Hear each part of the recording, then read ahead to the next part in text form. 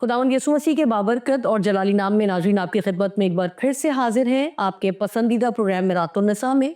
खुदावंद का शुक्र करते हैं कि खुदावंद ने एक बार फिर हमें मौका दिया कि हम आपके साथ मिलकर एक और नया प्रोग्राम तरतीब दे सकें, और उम्मीद करते हैं कि इस प्रोग्राम से भी आप लोग बहुत कुछ सीखेंगे अपने लिए, अपनी फैमिली के लिए, अपने दोस्तों के लिए, और जहाँ कहीं किसी को ज़रूरत हो उसके लिए। खुदावंद का शुक्र करते हैं और उम्मीद करते हैं कि आप सब ठीक होंगे, खुश होंगे, खुदावंद में मसरूर होंगे और हमें अपनी दुआओं में याद रखते होंगे। प्रोग्राम के आगाज़ में सिस्टर डॉलिना को वेलकम करते हैं। सिस्टर, एक बार फिर आपको खुशामदीद कहते हैं मिरातुन निसा में। Thank you so much. और मैं खुदावन का शुक्र करती हूँ कि खुदावन बारहा हमारे लिए ऐसा बंदोबस्त करता है, ऐसा मुमकिन करता है जहाँ हम खुदावन के कलाम पर जुगाली कर सकें। सो हर प्रोग्राम जो है उसमें कुछ ना कुछ सीखने के लिए मवाद होता है, बढ़ने के लिए मवाद होता है, जो वाकई में हमें रूहानी तौर पर ब्रोमंद करता है। आमीन आमीन। नाज़रीन, आज का जो प्रोग्राम है ये भी हमेशा की तरह बहुत ही, मैं समझती हूँ, आपकी ज़िंदगियों में बहुत अहमियत का हामिल होगा। बहुत कुछ सीखेंगे, मैं भी बहुत कुछ सीखूंगी, और उम्मीद करती हूँ कि आपकी ज़िंदगी में भी आज का प्रोग्राम बहुत सारी चीज़ों को तब्दील करने का सबब बनेगा। आपकी शायद सोचों का रुख बदलने का भी सबब बने। उम्मीद करती हूँ कि आज का प्रोग्राम भी हमेशा की तरह आप सबको बहुत पसंद आएगा। आज जिस टॉपिक पर हम गुफ्तगू करेंगे वो है बीज बोने का राज। जी। तो बहुत ही टॉपिक ही बहुत खूबसूरत है और बहुत सारे लोग इसके बारे में जानते भी होंगे, मगर हम आज आपसे सीखेंगे, अपनी इस्लाह करेंगे कि रूहानी तनाजुर में बीज की अहमियत क्या है। बेसिकली अगर हम बाइबल मुकद्दस पर गौर करें तो वहाँ पर बीच का जिक्र 250 मरतबा हमें मिलता है, और डायरेक्टली तौर पर 250 टाइम्स, और इनडायरेक्टली जो है इससे ज़्यादा हमें इसका जिक्र मिलता है। और बीज जो है वो बहुत इम्पोर्टेंट है। पैदाइश की किताब से अगर हम इसका आगाज़ करें तो शुरू में ही जो पहले 3 अबवाब हैं तो उसमें खुदावन हमें कहते हुए नज़र आ रहे हैं, खुदा बाप हमें ये कहते हुए नज़र आते हैं, क्योंकि आदम और हवा को भी उन्होंने कहा कि बढ़ो और ज़मीन को मामूर और महकूम करो। उसमें हम देखते हैं कि बीज बोना और फसल काटने का भी जिक्र हमें मिलता है पैदाइश 8वें बाब की 22वीं आयत में, और लिखा है कि ये काम हरगिज़ मौकूफ नहीं होगा। जब तक ज़मीन है तब तक बीज बोना जो है वो जारी रहेगा, तब तक फसल काटना जारी रहेगा। तो इस पर्सपेक्टिव में अगर हम गौर करें तो बीज जो है वो कई एक रूहानी स्पिरिचुअल मीनिंग के साथ इस्तेमाल हुआ है। जैसे कार्नल सीड के तौर पर कि हर जानदार जो है वो अपने अंदर जो है वो बीज रखता है, और वो जो है वो वैसे ही रिप्रोड्यूस करता है।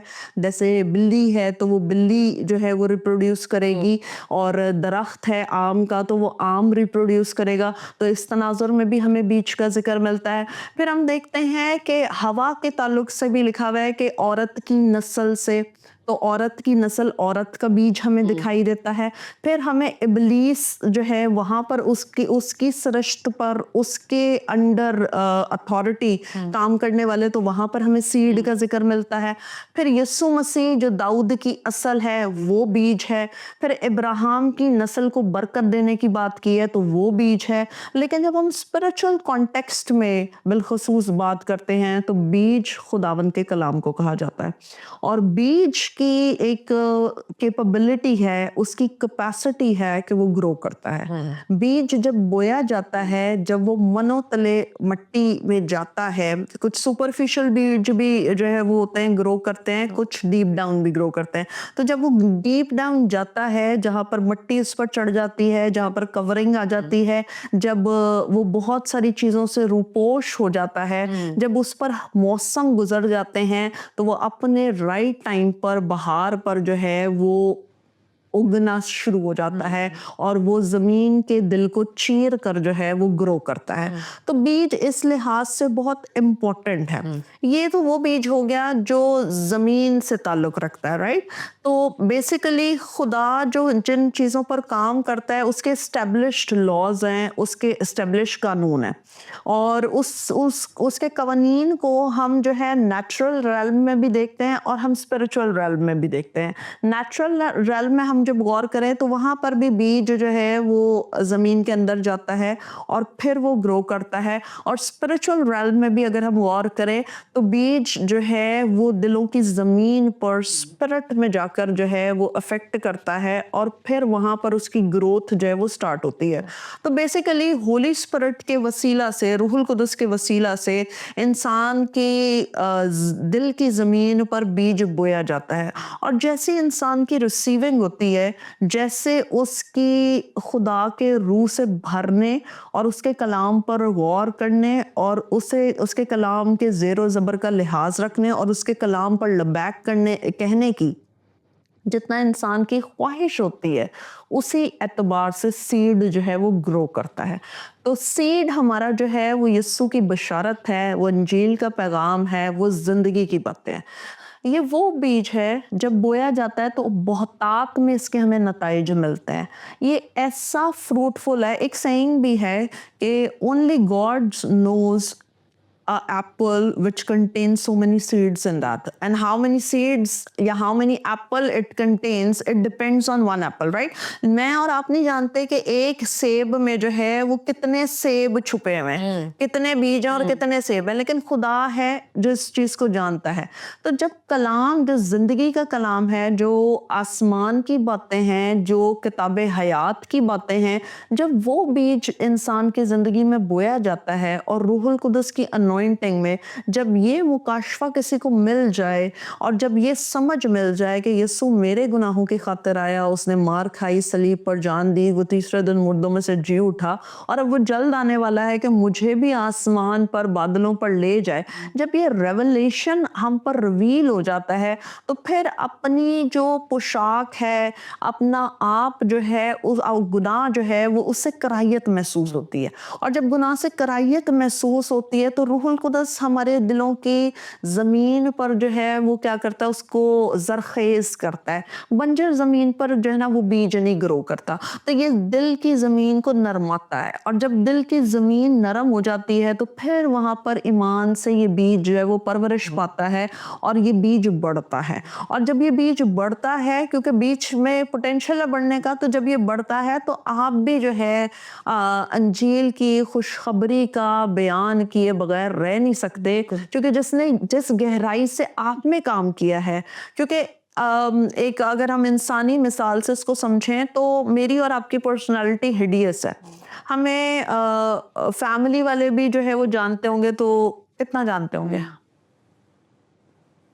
60%, 70%। 60-70, लेकिन 30%, 25% इज हिडियस, यू नो। ऐसे और जो है लेयर्स हैं हमारे ऊपर भी, राइट? अच्छा, कुछ लोग होते हैं जिनके मतलब कुछ क्या बेशतर हम में से लोग ऐसे हैं जिनमें लेयर्स हैं, राइट? हम कवर्ड हैं, हम अपने आप को ही जानते हैं और दूसरा बंदा हमें हमारे करीबी एसोसिएट ही क्यों ना हो कुछ हमसे। लोगों को ये भी कहा जाता है ना कि ये मतलब बिल्कुल ही खुली किताब है और इनकी कोई भी कहना चाहिए एरिया लाइफ का ढका छुपा नहीं है, मगर कुछ होते हैं कि अगला बंदा जो क्लोज भी होगा ना बोलेगा यार ये रूप तो इसका कभी देखा नहीं है, इस तौर पे हम इसको जानते ही नहीं। बिल्कुल बिल्कुल। इनफैक्ट जो खुली किताब की भी बात है तो भी जो है कुछ ऐसे एरियाज होते हैं जो आपके पोशीदा होते हैं, राइट? और सिर्फ खुदा है जो आपको 100% जानता बिल्कुल है। ऐसे। तो जो आपको 100% जानता है वो 100% आपकी सोल पे, आपकी बॉडी पे, आपकी स्पिरिट पर काम कर सकता है। तो जब हम 100% खुदा के कलाम को रिसीव करते हैं और जब 100% हम उसे ग्रो करने का मौका देते हैं, ठीक है? अब बीज हमारे दिलों पर बो दिया गया, फिर उसे पानी की भी जरूरत है, फिर उसे कल्टीवेशन की भी जरूरत है, फिर उसे जो है मौसम भी चाहिए, उसे टेम्परेचर भी चाहिए। और जब हम इन सारी रिक्वायरमेंट्स को पूरा करते हैं तो फिर वो जो है वो उगता है, वो ग्रो करता है। उससे ना सिर्फ हमारी शख्सी और रूहानी ग्रोथ होती है, बल्कि हमारी ग्रोथ जो है वो दूर से दिखाई देती है। पता चलता है कि दरख्त फलदार है, पता चलता है कि दरख्त पर जो फल है उसका उसकी मिठास है, उसको चेक किया जाता है। दरख्त का फल कच्चा होगा तो वो भी नजर आएगा और वो पका हुआ होगा तो वो भी नजर आएगा, मेहनत भी नजर आएगी, मेहनत की बिल्कुल बिल्कुल। और वो सारी चीजें जो है दरख्त जो है वो शो करता है। तो जहाँ खुदावन के कलाम की बात है, ये ऐसा गहरा सीड है जो सिर्फ हमें जमीन पर नहीं रहने देता, जो सिर्फ हमें हम मट्टी में ही नहीं रह जाते, हम जो जमीन से लिए गए हम जमीन पे नहीं रह जाते, बल्कि ये ऐसी कलाम की गहरी बातें हैं जो हमें जमीन से आसमान पर लेके जाती हैं, और हम उससे बहुत सारा रिवॉर्ड, और ना सिर्फ इस जिंदगी में हम जो है वो ब्लेस्ड लाइफ गुजारते हैं, बल्कि आसमान पर भी हमारे से 100% का जो है वो वादा है। आमीन आमीन। यहाँ पर मैं ज़रूर इस बात को ज़रूर शेयर करूँगी, जब आप बोल रही थी इतनी खूबसूरती के साथ कि बीज की अहमियत क्या है, तो बीज मैं समझती हूँ सबकी ज़िंदगियों में है, बिल्कुल, मगर उसको अपने अंदर जज्ब करना, और फिर जिस तरह भी आपने बड़ी खूबसूरती के साथ बड़ी डिटेल में बताया कि अगर फलों से ही इंसान जो है वो पहचाना जाता है, दरख्त अपने फल से पहचाना जाता है, तो इसके लिए आपको अपने आप को वक्तन फ़वक्तन मैं समझती हूँ वो गोडी करने की ज़रूरत है, काट छांट करने की ज़रूरत और ज्यादा से ज्यादा खुदावन के कलाम को नोश करने की जरूरत है। जितना बीज जो है हम अपने लिए बटोरेंगे, जितना मन हम बटोरेंगे, क्योंकि जो हम बटोरेंगे वही ग्रो करेगा। बिल्कुल। तो अगर हम बटोरने में कंजूस हैं, अगर हम, मगर ये भी तो ना बटोरना क्या है, बिल्कुल खुदावंद का कलाम, दैट्स मन। और जब हम कौम बनी इसराइल को देखते हैं तो उनसे कहा गया था रोज रोज मन गैदर करना है। दैट मीन्स कि इट्स आवर रिस्पॉन्सिबिलिटी कि हम रोज कलाम को रीड करें, हम रोज खुदावन की फेलोशिप में आए, रोज। कई लोग ये ना सोचे वो 3 टाइम खाने की बात हो रही है, तो हम तो 3 टाइम खाना लेते हैं, मगर यहाँ पर रूहानी खुराक की बात हो रही है। मैं अपने नाज़रीन को ज़रूर कहूँगी, क्योंकि वो खुदा के साथ फिलिएशन के लिए ज़ाहिर सी बात है, खुदा को उनकी रूहानी नीड्स की भी पता था, खुदा को उनकी जिस्मानी खुराक की भी खुदा को फिक्र थी। तो हम इस बात को, जो सिनेरियो आप इस वक्त डिस्कस कर रही हैं, उसको हम इससे रिलेट करेंगे कि हमें जो है ना रूहानी खुराक रोज लेने की जरूरत है, 3 टाइम तो। और अपनी खुराक इसमें मैं ऐड ऑन करूंगी कि हम जिस चीज को फीड करते हैं वो वैसे ही स्ट्रांग होती है। आप जिस्म को 3-4 बार खाना खिलाएंगे तो उसकी स्ट्रेंथ भी नजर आएगी। हम रूह को जितना फीड करेंगे वो भी नजर आएगा। हम 16 घंटे जो है वो दुनिया को देते हैं, और दुनिया का हम बहुत कुछ सुनते भी हैं, हम देखते भी हैं। तो everything what we see, what we feel, what we actually hear, उसका इन्फ्लुएंस होता है। तो जितना टाइम हमने दुनिया में इन्वेस्ट किया है उसका जब इन्फ्लुएंस है, तो जितना टाइम में और आप खुदावन की हुजूरी में उस बीज को, उस कलाम को अपनी जिंदगी में लेंगे, तो डेफिनेटली उसका भी इन्फ्लुएंस होगा। और वाइस की किताब में लिखा है कि तेरा सर चिकनाहट से भरा रहे और तेरी पोशाक हमेशा सफेद रहे। इस दुनिया में जहां पोशाक को चैलेंजेस हैं कि गंदी हो सकती है, दागदार हो सकती है, तो जब हमारा सर खुदावन की हुजूरी में झुका हो, जब पाक रूह की अनॉइंटिंग हम पर हो, जब वो उसका मसा हम पर हो और वो फ्लो करके हम पर आ रहा हो, हमारा सर चिकनाहट से भरा रहता है।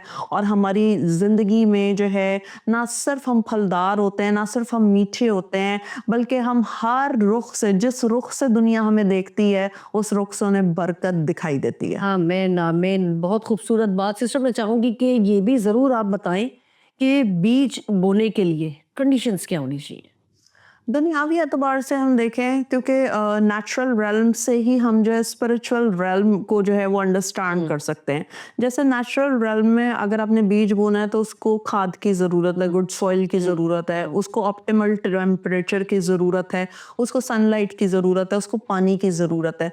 बिल्कुल इसी तरह रूहानी तौर पर बीज ग्रो करने के लिए ईमान की जरूरत है। बगैर ईमान के खुदा को पसंद आना नामुमकिन है, इब्रानियों की किताब में लिखा है। तो जब हमारी जिंदगी में ईमान नहीं होगा, तो ईमान के बगैर जो है वो कोई भी चीज जड़ नहीं पकड़ सकती। तो ईमान इज द कंपल्शन। उसके बाद जो है, जैसे बंजर जमीन पर जो है सीड ग्रो नहीं करता, तो हमारे आंसू वो एलिमेंट हैं, वो सॉफ्टनर हैं जो है उस बंजर जमीन को जरखेज करते हैं, राइट। और जब जब हम जो टूटने के अमल से गुजरते हैं, जब हम सेल्फ रियलाइजेशन के अमल से गुजरते हैं, जब हम एक्चुअली एक्सेप्ट कर लेते हैं कि मेरे बस की बात नहीं है। अक्सर हमने ये जो है ना, ये इस खास एलिमेंट को हमने जो है ना हॉस्पिटल्स में एंड के लिए रखा होता है कि डॉक्टर्स भी जो है ना वो बोलेंगे कि आप इसके लिए दुआ ही करो। दुआ करें। तो उस टाइम आप रियलाइज करें कि मुझे दुआ की ज़रूरत है। इट्स बेटर कि आप डेली रियलाइज करें कि मुझे खुदा की ज़रूरत है। Every time and every day I need him. तो ईमान की हमें ज़रूरत है ग्रो करने के लिए, बीज ग्रो करने के लिए हमें आंसुओं की ज़रूरत है। फिर हमें उम्मीद, जब बोने वाला ईमान से बीज को बोता है तो फिर उम्मीद रखें कि वो इट विल कम आउट। उम्मीद रखें कि इट विल ग्रो। और फिर जो चौथी अहम तरीन बात है वो ये है कि हम अपने फॉर्मेलिटीज नहीं पूरी कर सकते। हम फॉर्मल तौर पर जो है वो चीज़ों को अफेक्टिव नहीं बना सकते। When it is coming straight away from your heart तो फिर कुछ होगा। दैट मीन्स मोहब्बत से। पहला करंथियों उसके 13वें बाब की 3री आयत, अगर मैं अपना बदन जलाने को भी दे दूं और जो है मैं और भी बहुत सारी फराइज सर अंजाम दे दूं, लेकिन मोहब्बत ना रखूं तो everything is meaningless. That means कि जब बीज बोया जाए तो उसमें मोहब्बत से कलाम सुनाया जाए।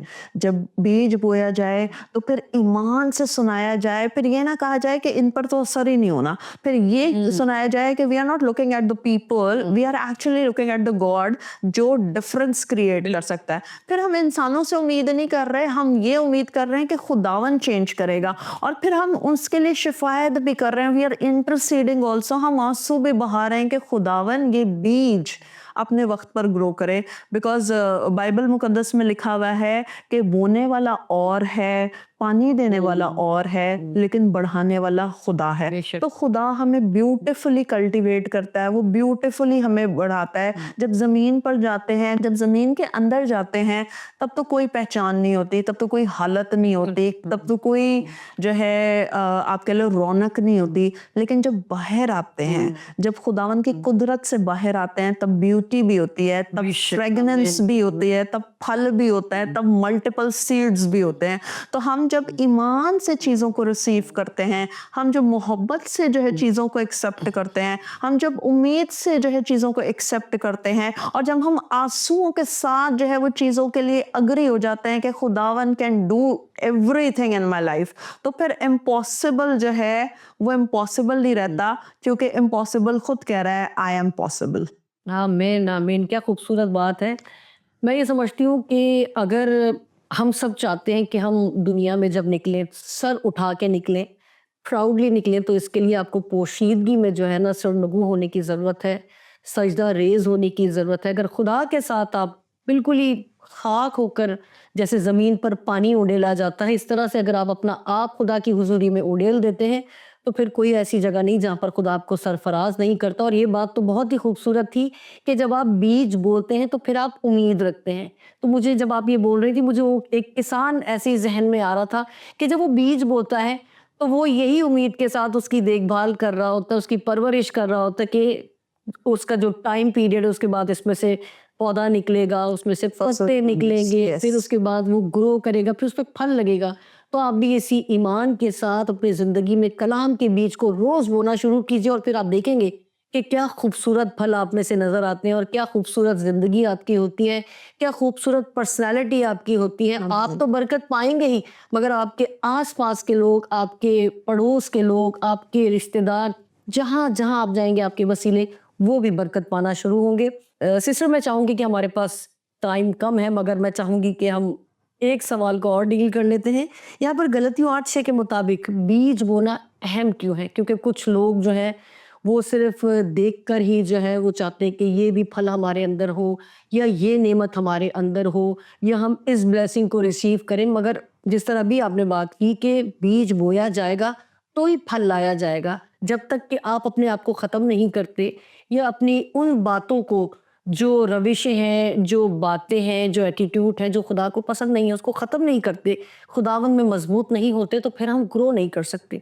मगर इसको मैं चाहूँगी कि आप ज़रूर डिटेल में बताएं। गलतियों के ख़त में जहाँ ये इस बात का जिक्र है तो वहाँ पर लिखा है जो जैसा बोता है वो वैसा काटेगा, और जो जिस्म के लिए बोता है वो वहाँ से हलाकत की फसल काटेगा, और जो रूह के लिए बोता है वो डेफिनेटली जो है वो खुदावन की ब्लेसिंग काटेगा। तो इट्स वेरी क्रिस्टल क्लियर कि जो हम बोते हैं वो ही फ्रूट आएगा। आप ऑरेंज का सीड बो रहे हैं तो ऑरेंज विल कम आउट। आप जिस क्वांटिटी में जो है वो बीज बो रहे हैं, आप जितने ट्रस्ट के साथ बो रहे हैं, आप जितना सीड पर अपना वर्क कर रहे हैं, वैसे ही स्ट्रेंथ के साथ जो है वो चीज़ें आपको जो है वो आते हुए दिखाई देंगी।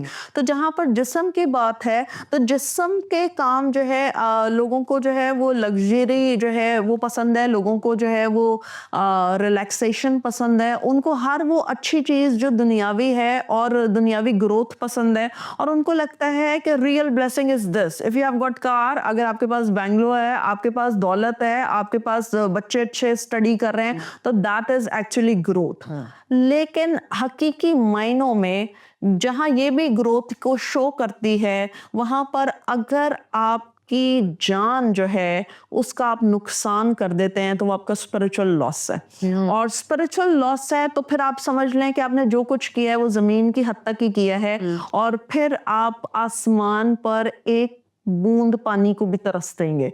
जैसे लाजर जो है उस अमीर आदमी की कहानी में हम देखते हैं कि वो अमीर आदमी जो है बाप इब्राहिम की गोद में जो है वो कह रहा है एक बूंद कतरा जो है वो लाजर को भेज ताकि मेरी जुबान तर हो जाए, मेरी जुबान गीली हो जाए।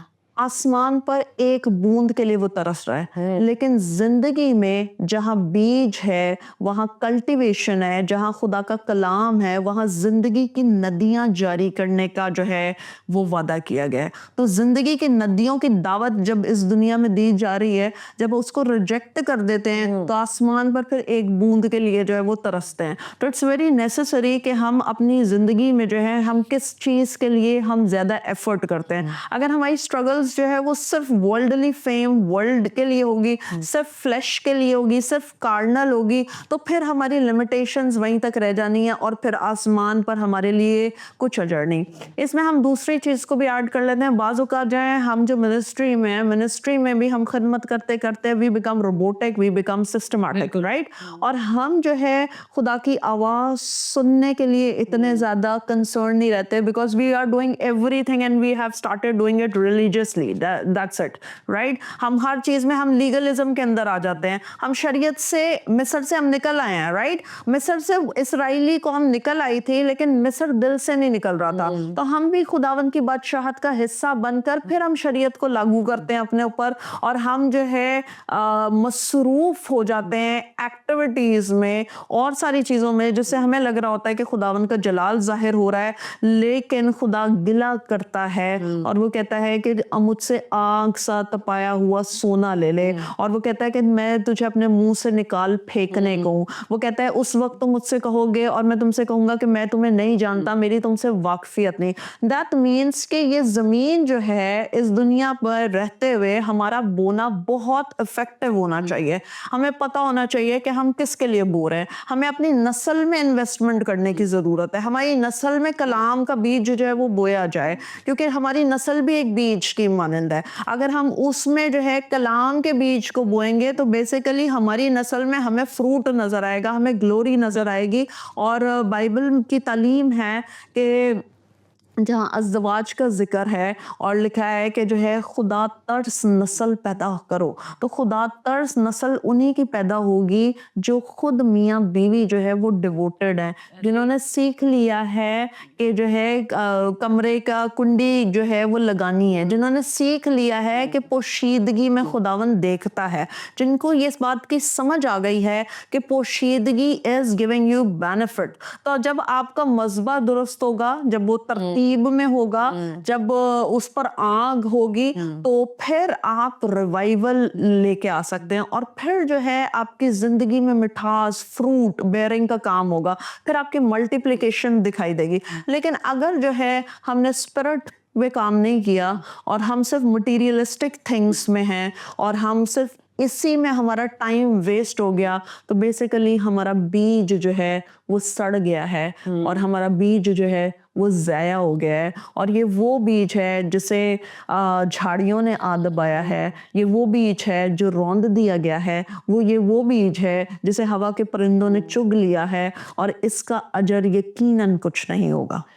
Thank you sister, thank you so much. आप बीच में चरवाहों के हवाले से बात कर रही थी, जो हमारे लीडर्स हैं उनके हवाले से बात कर रही थी। मैं आखिर में 2 लाइनें कहकर आपसे इजाज़त चाहूँगी, क्योंकि बिल्कुल वक्त नहीं है, कि मेरे उन तमाम बहुत इज़्ज़त के साथ, बहुत रिस्पेक्ट के साथ अपने उन तमाम लीडर्स को मैं एक रिक्वेस्ट करना चाहूँगी कि शायद हमने वो पहली सी रफ़ाकत, वो पहली सी मोहब्बत, वो पहली सी कमिटमेंट खुदा के साथ छोड़ दी है, और अब हम ये समझते हैं कि शायद खुदा जिस तरह शुरू में हमारे साथ था, या हम खुदा के साथ थे, अब अगर हम उस तरह से टाइम स्पेंड नहीं भी करते तब भी खुदा हमारे साथ है। बेशक खुदा आपके साथ है, मगर वो जो खुदा के साथ रिलेशन, जो एक बहुत मजबूत रिलेशन के साथ आपने आगाज़ किया था, अकेले में बैठ के कुछ लम्हे गौर करें, सोचें, क्या वो रिश्ता अभी भी वैसा ही है?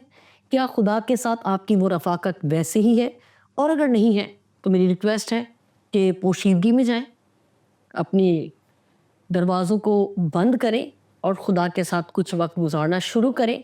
तो फिर आप देखें कि खुदा किस तरह से आपको बीज फराहम करता है, और किस तरह से फिर आप उन बीजों को बढ़ता हुआ फसल के तौर पर देखेंगे और फल देखेंगे, और फिर से खुदावंद की शुक्रगुजारी करने का मौका आपको मिलेगा। इजाज़त दीजिए, फिर मिलेंगे अगले प्रोग्राम में। जहाँ रहें खुश रहें, खुदावंद में मजबूत रहें, हमें अपनी दुआओं में याद रखें। फिर मिलेंगे। खुदा हाफिज़।